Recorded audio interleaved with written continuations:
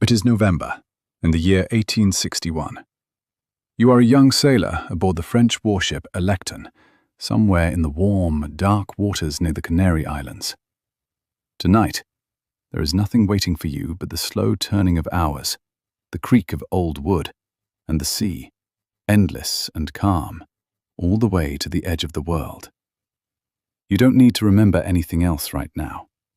Just this ship, just this water, just the quiet weight of a long day still unfolding gently around you.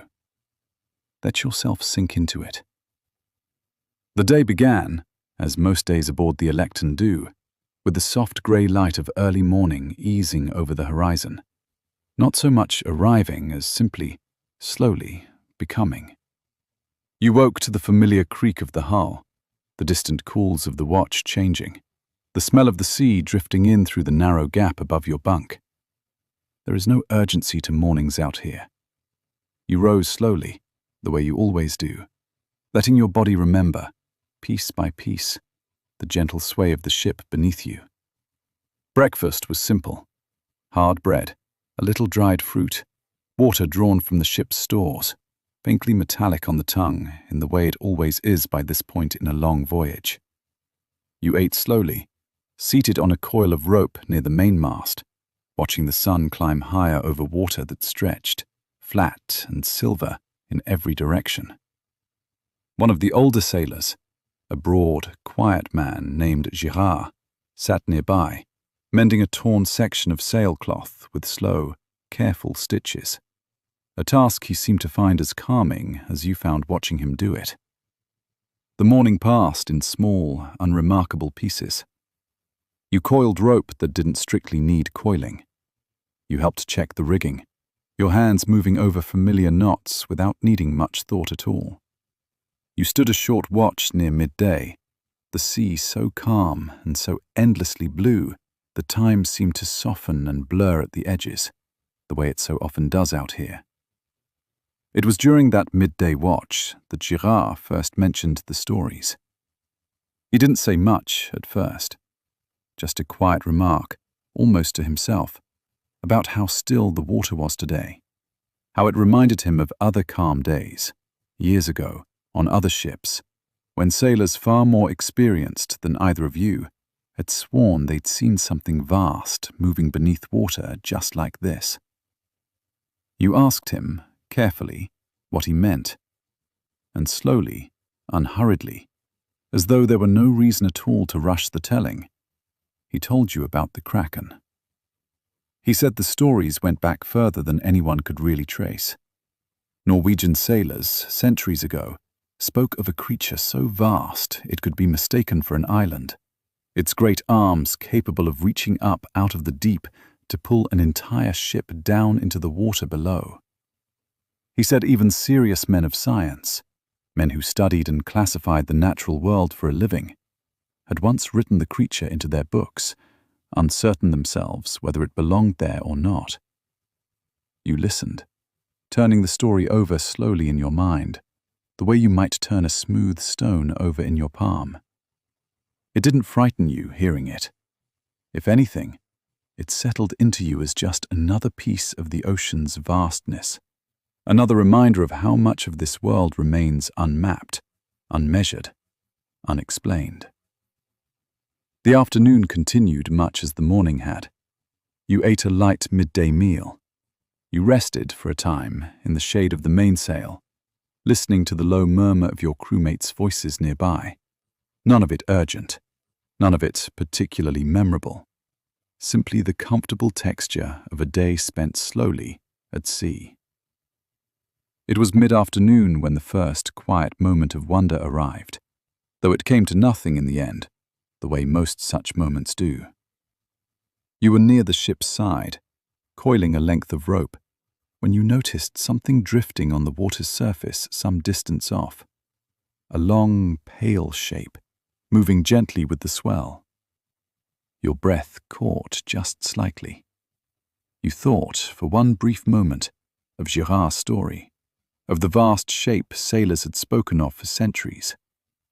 You watched it for a long moment, your hands still on the rope, your mind quiet and attentive. Slowly, the shape drew a little closer, rising and falling with the gentle motion of the sea. It was driftwood, a long, pale, water-worn branch, stripped smooth by however many months or years it had spent adrift, carried by currents from some distant shore you would never know the name of. You let out a slow breath, something between relief and quiet amusement at yourself, and returned to your rope, the moment already softening into just another small, forgettable piece of the day. The afternoon eased onward. The sun began its long, unhurried descent toward the horizon, painting the sky in slow shades of gold, then amber, then a deep, soft rose that seemed to spread endlessly across the water's surface. You ate your evening meal as the light faded.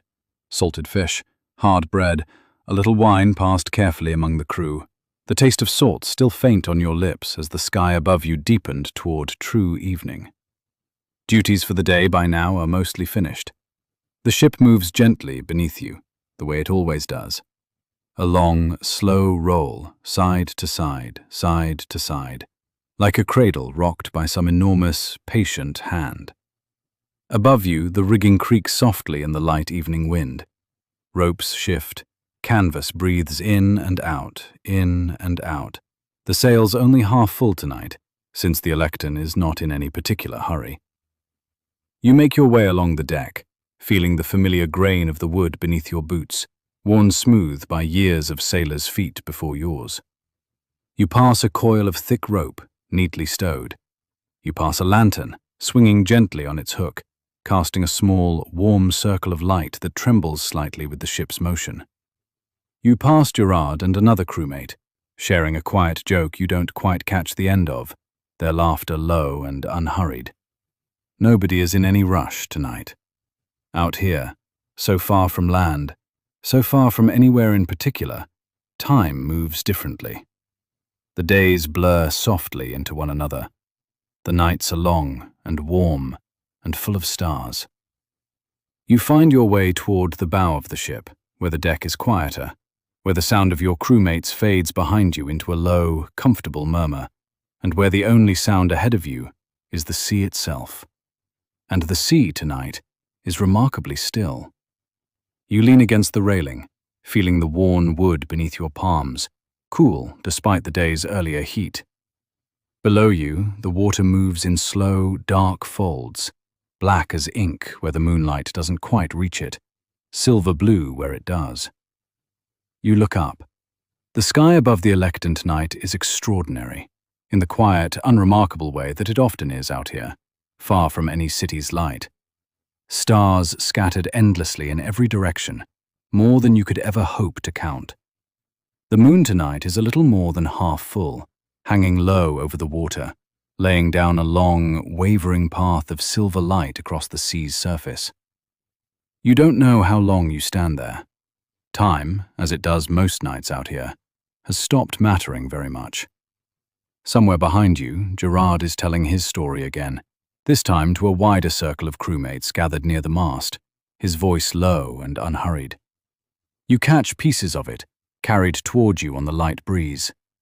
He speaks of sailors in the northern seas, generations ago, who swore they'd seen a creature so vast that entire folk tales grew up around it.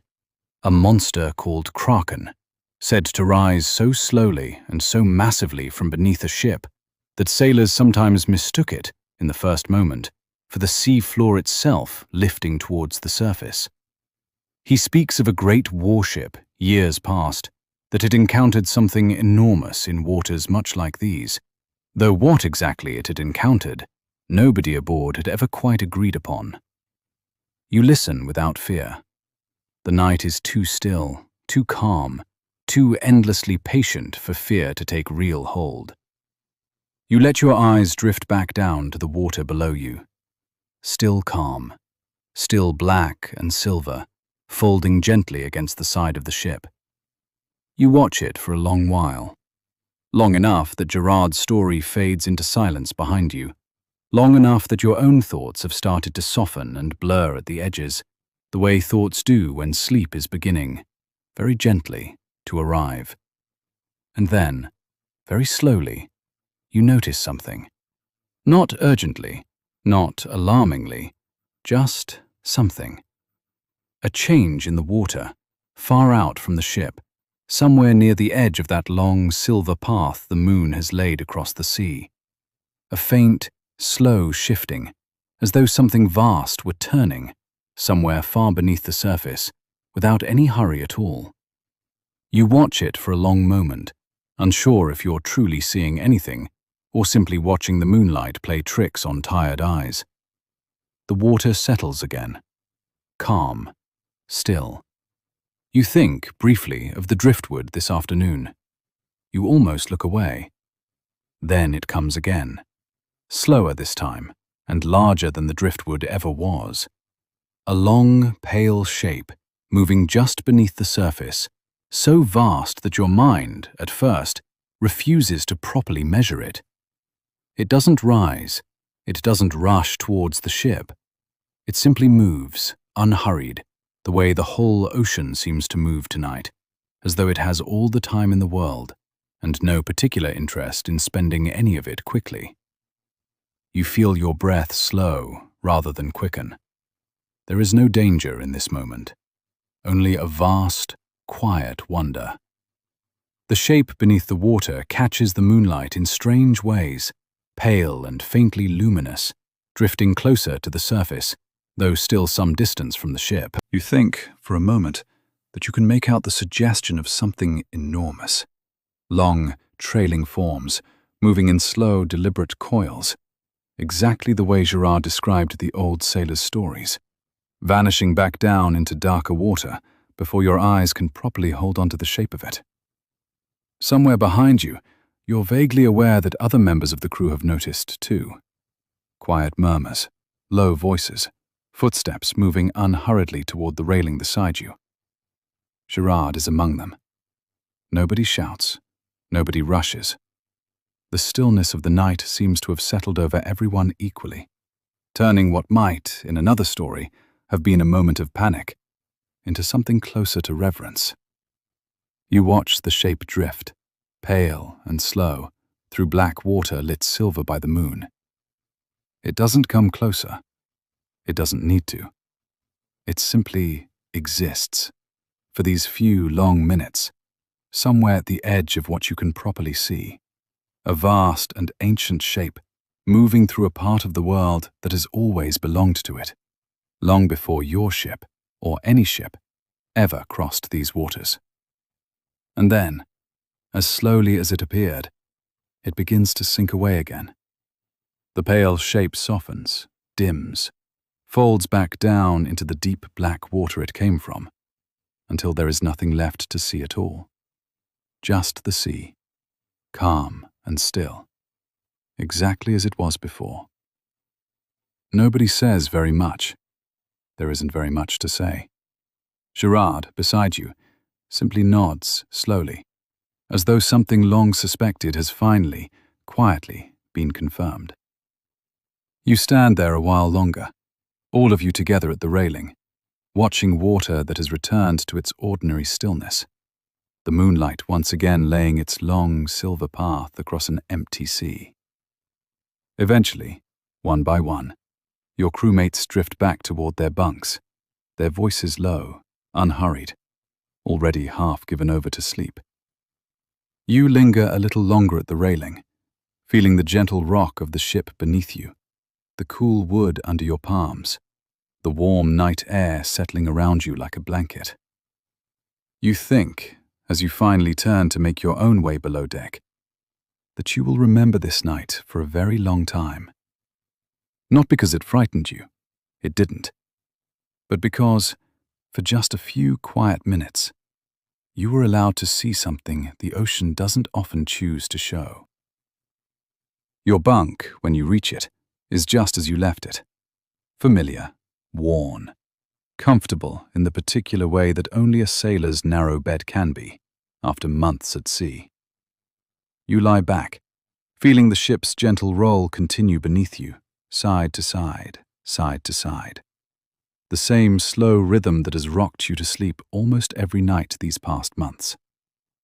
Above you, faintly, you can still hear the rigging creak, the sails breathing softly in the light wind, the sea moving against the hull, patient and endless, exactly as it has for as long as there have been ships to carry sailors across it, and exactly as it will, long after you and this ship and this whole night have been forgotten. You close your eyes. The ship rocks gently, side to side, side to side. Somewhere out there, in the dark water beyond the hull, something ancient continues on its slow, unhurried way through the deep, exactly as it always has, exactly as it always will. And you, safe in your narrow bunk, rocked by the endless patience of the sea, let yourself drift down, slowly, gently, into sleep.